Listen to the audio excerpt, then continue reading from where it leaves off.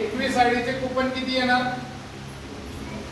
210 coupon येणार, बरोबर ना? म्हणजे आपल्याला 21,000चे कुपन येणार. किती रुपयाचे? 21,000 रुपयाचे कुपन येणार. म्हणजे तुम्ही 210 वेळा शॉपिंग करून 21,000 रिटर्न देऊ शकता, बरोबर? म्हणजे लावणार किती तुम्ही? 21 आयडीचे गुणिले 850 केले किती रुपये? 17,829 रुपये होतात. किती? 17,829 रुपये होतात. किती रुपये? आणि आपल्याला मिळाले किती? 21,000.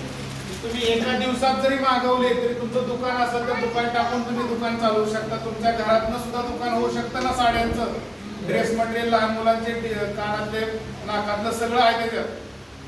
तुम्हाला 1 लाख प्रोडक्ट पैकी काही जरी मागवायचं असेल तर एका वस्तू मागे 100 आहे, तर 210 वस्तू मागवल्या, तुमचं 21,000 रुपये तुम्हाला रिटर्न आलं.